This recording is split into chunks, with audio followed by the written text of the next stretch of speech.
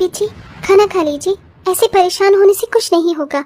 हाँ बेटा, तू ज्यादा दुखी मत हो, नौकरी ही तो थी, दूसरी मिल जाएगी। माँ, इतनी आसानी से नौकरी नहीं मिलती। कितनी मुश्किलों से एक नौकरी मिली थी। सोचा था अब सब ठीक हो जाएगा। अब मैं समय पर बैंक का लोन, रिंकी के स्कूल की फीस, बिजली का बिल सब समय पर दे पाऊंगा। पर देखो, वो कंपनी भी नुकसान में चली गई, जिसकी बदौलत मैंने इतना सब कुछ सोचा था। पापा, स्कूल की फीस भी जमा करनी है। मैडम ने कहा है अगर इस महीने स्कूल की फीस जमा नहीं की तो अगले महीने वो मुझे पेपर में नहीं बैठने देंगी। बेटा, तुम अपनी टीचर से कहना कि हम इस महीने पूरी फीस भर देंगे। भैया, आप खाना खा लो और ज्यादा परेशान मत हो, मैं काम कर ही रही हूँ ना। राधिका, तू अकेले तो पूरे घर का खर्चा नहीं उठा पाएगी ना। और वैसे भी 15,000 की सैलरी में होता ही क्या है। नौकरी जाने की वजह से अर्पित बहुत परेशान रहता था और इसी बीच अर्पित के पास उसके मामा मामी का फोन आता है। अर्पित बेटा, कैसा है तू? मामा जी, मैं बिल्कुल ठीक हूँ। आप बताओ, आप कैसे हो? मैं भी बिल्कुल ठीक हूँ बेटा। अच्छा बेटा, जिधर तू रहता है वहीं पर मेरा साला भी रहता है। कुछ दिनों में उसकी लड़की की शादी है। उन लोगों ने हमें शहर बुलाया है। अब उनका पहले से ही शादी का घर है, उनके घर रुकना मुझे ठीक नहीं लग रहा। इसलिए मैंने सोचा जब शहर आ ही रहा हूँ तो क्यों ना मैं अपने भांजे के घर रुक जाऊँ। अरे मामा जी, आपने बिल्कुल सही सोचा। आप बेफिक्र होकर यहाँ आ जाओ। इतना बोलकर अर्पित फोन रख देता है और परेशान होकर अपने कमरे में चला जाता है, जहाँ अनुष्का उसे उसकी परेशानी की वजह पूछती है। क्या हुआ अर्पित, तुम अभी भी नौकरी के बारे में ही सोच रही हो क्या? नहीं अनुष्का, अब मैं मामा मामी के बारे में सोच रहा हूँ। उनके साले के बेटी की शादी है और मामा जी और मामी जी और बंटी के साथ कल यहाँ हमारे घर आ रहे हैं, वो भी 15 दिनों के लिए। समझ नहीं आ रहा है ऐसे में कैसे बिन बुलाए मेहमानों का ख्याल रखूं। अर्पित जी, मना कर देते मामा जी को आने से। आप पहले मना क्यों नहीं किया आपने? अनुष्का, मैं कैसे मना कर देता मामा जी को यहाँ आने के लिए। वो रोज रोज थोड़े ना आते हैं और वैसे भी जब हम गांव जाते हैं तो हम भी उन्हीं के घर रुकते हैं। अब जाओ यहाँ से, मेरा और दिमाग खराब मत करो, मैं खुद देख लूंगा मुझे क्या करना है। अर्पित अनुष्का से नाराज होकर सो जाता है और अगले दिन अपने मामा मामी और उनके 12 साल के बेटे बंटी को लेकर घर आता है। घर आते ही बंटी घर में जोर जोर से चिल्लाने लगता है और सोफे पर जाकर कूदने लगता है। अरे, ये सोफा कितना अच्छा है, इस पर मुझे कूदने में बहुत मजा आ रहा है भैया। आते वक्त मैंने पिज्जा की दुकान देखी थी, मेरे लिए उसी दुकान से पिज्जा लेकर आओ ना। अरे बेटा, ऐसे नहीं कूदती सोफा पर, सोफा टूट जाएगा।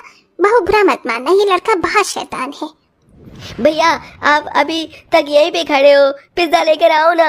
और दीदी को भी फोन करके बोलो कि मैं घर आया हूँ, मेरे लिए आइसक्रीम लेकर आए, वो भी महंगी वाली। मुझे 10 रुपए वाली आइसक्रीम नहीं पसंद है।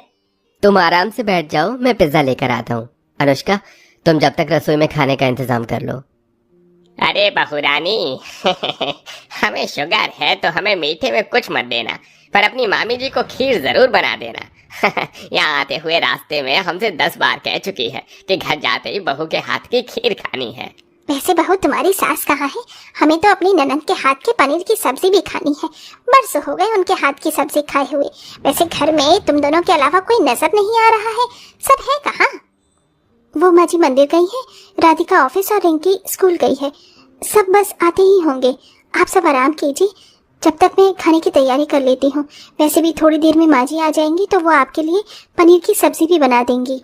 घर आते ही बिन बुलाए मेहमान अपने अपने खाने की फरमाइश दे देते हैं, जिसके बाद अर्पित बंटी के लिए पिज्जा लेने के लिए चला जाता है और बेचारी अनुष्का रसोई में खाना बनाती है। कुछ देर बाद जब मंदिर से आशा घर आती है तो वो भी थकी हारी अपनी भाभी के लिए पनीर की सब्जी बनाती है। और जैसे ही रात को राधिका ऑफिस से घर आती है, मामा मामी उसकी शादी की बात छेड़ देते हैं। अरे आशा, हमारी राधिका बिटिया कितनी बड़ी हो गई है। अरे अब इसके हाथ पीले करवाओ। बेटा, तुम्हें खाना बनाना आता भी है या नहीं? अगर नहीं आता है तो जब तक हम यहाँ हैं तब तक तुम हमारे लिए खाना बनाना।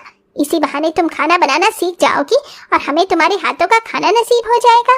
मामी जी, मुझे सब आता है, पर अभी मेरे पास इतना टाइम नहीं है कि मैं ऑफिस का काम छोड़कर घर के काम करूँ। आशा, तुम्हारी राधिका बिल्कुल नहीं बदली, अब भी हर समय चिड़चिड़ी ही रहती है। हाँ भाभी, अब राधिका शुरू से ही ऐसी है। अच्छा भाभी, वो दरअसल हमारे घर में सिर्फ 2 ही कमरे हैं। मैं और राधिका बाहर सो जाएंगे, आप भैया और बंटी सामने वाले कमरे में सो जाना। पूरा परिवार खाना खाकर अपने कमरे में सोने के लिए चला जाता है और सुबह उठते ही अनुष्का घर आए मेहमानों को चाय बिस्किट देती है। भाभी, मुझे चाय बिस्किट नहीं चाहिए, मुझे एक गिलास दूध और पराठे खाने हैं। अरे बहू, हमारे बेटे को सुबह सुबह चाय बिस्किट पसंद नहीं है, इसलिए तुम इसके लिए पराठे और दूध गर्म करके ला दो। और हाँ, अपने मामा ससुर जी को ब्रेड पर बटर लगा कर देना, उन्हें चाय और बटर लगा ब्रेड बहुत पसंद है। मामी जी, घर में तो ब्रेड खत्म हो गया है, पर मैं अभी अर्पित जी से कह देती हूँ, वो ले आएंगे। हाँ बहू, मंगवा लो। अनुष्का के घर आए मेहमान हर समय अपने हिसाब से खाना बनवाते। इसी तरह दोपहर में सब खाने के लिए बैठते हैं और जब अनुष्का रात की सब्जी गर्म करके मेहमानों के सामने रखती है तो मामा जी मुंह बनाते हुए अनुष्का से कहते हैं, अरे बहू, तुम्हारे घर वालों ने लगता है तुम्हें सिखाया नहीं कि घर आए मेहमानों को इस तरह का बासी खाना नहीं देते। और हम तो वैसे भी बासी खाना नहीं खाते, हमारे घर में तो बिल्कुल ताज़ा खाना बनता है, इसलिए तुम हमारे लिए कुछ अच्छा खाना बना दो, ये खाना हम नहीं खा पाएंगे। मामी जी, अगर आपको कुछ चाहिए तो बता दीजिए, वरना मैं आपके लिए भी कुछ और बना दूंगी। बहू, बताया तो तुम्हारे मामा ससुर ने कि हमें बासी खाना नहीं पसंद, जाओ जाकर कुछ ताजा खाना बना लो। सरला की बातें सुनकर अनुष्का और आशा को बहुत गुस्सा आता है, पर वो दोनों कुछ नहीं बोलते और उनके फरमाइश के अनुसार खाना बनाते हैं। देखते ही देखते 4 दिनों के अंदर वो लोग घर का सारा राशन खत्म कर देते हैं, जिसके बाद अनुष्का अर्पित से कहती है, अर्पित जी, आपके मामा मामी और कितने दिन यहाँ रुकने वाले हैं? इस बार राधिका की जो सैलरी आई थी वो सारी घर के राशन में ही खत्म हो गई और इन लोगों ने 4 दिन में हमारा महीने भर का राशन चट कर दिया। ये लोग जितना खाते नहीं हैं उससे ज़्यादा बर्बाद करते हैं। अब हम क्या करें? ऊपर से इन लोगों का ऑर्डर है कि उन्हें आज पोहे और पास्ता खाना है। अनुष्का, तुम परेशान मत हो, घर आए मेहमानों को इस तरह किसी भी चीज के लिए मना नहीं कर सकते। अच्छा, मैं राशन का इंतजाम करके आता हूँ, तुम तब तक खाना की तैयारी कर लो। कुछ ही दिनों में महीने भर का राशन खत्म हो जाता है और इसलिए अर्पित राशन की दुकान पर उधार राशन लेने जाता है। अरे भाई अर्पित बेटा, तुम तो कभी उधार राशन नहीं लेते और अभी 1 हफ्ते पहले ही तो तुम राशन लेकर गए थे और आज फिर राशन लेने के लिए आ गए। अंकल जी, अब क्या ही बताऊं, हमारे घर कुछ बिन बुलाए मेहमान आ गए हैं जिन्होंने हम गरीबों की नाक में दम कर दिया है। महीने भर का राशन इन्होंने 1 हफ्ते में खत्म कर दिया और आज मेरी ये नौबत आ गई कि मैं आपसे उधार राशन लेने के लिए आ रहा हूँ। अरे बेटा, ऐसे बिन बुलाए मेहमानों से तो भगवान ही बचाए। वैसे तुम्हारी नौकरी का क्या हुआ? नौकरी ढूंढ रहा हूँ अंकल, पर जब से घर में मेहमान आए हैं तब से ही समय नहीं मिल पा रहा कि कहीं इंटरव्यू देकर आऊँ। घर भी राधिका के पैसों से बड़ी मुश्किल से चल रहा है और अभी तक रिंकी के स्कूल की फीस भी नहीं गई है। बेटा, अगर तुम कहो तो मैं फैक्ट्री में बात करूं। फैक्ट्री में एक अकाउंटिंग की जरूरत है, अगर तुम चाहो तो वहां काम कर सकते हो। अरे अंकल जी, मेरे रिश्तेदारों से अच्छे तो आप हैं जिन्होंने मेरे बारे में इतना सोचा। आप प्लीज बात कीजिए, इस वक्त तो मैं मेहनत मजदूरी करने के लिए भी तैयार हूँ। अच्छा अंकल जी, अब मैं राशन लेकर जाता हूँ। घर पर मेरे भुक्कड़ बिन बुलाए मेहमान मेरा इंतजार कर रहे होंगे। और हाँ, आप प्लीज मेरी नौकरी की बात कर लेना। बिन बुलाए मेहमानों से परेशान अर्पित राशन लेकर घर आता है और अनुष्का अपनी सास के साथ मिलकर उन सभी को खाना देती है। देखते ही देखते कुछ दिन बीत जाते हैं और अर्पित भी काम करने लगता है। ऐसे ही एक दिन, अर्पित बेटा, मेरी प्यारी बहना, अब हमें यहाँ से जाने की आज्ञा दो। कल हमें शादी में पहुँचना है और शादी अटेंड करने के बाद वापस गाँव जाना है। हो सके तो अगले महीने फिर आएंगे। अरे मामा जी, अगले महीने आपको यहाँ आने की जरूरत नहीं है, अगले महीने हम आपसे मिलने के लिए आ जाएंगे। अभी आप आराम से जाओ, अगर ट्रेन छूट गई तो आपकी शादी भी छूट जाएगी।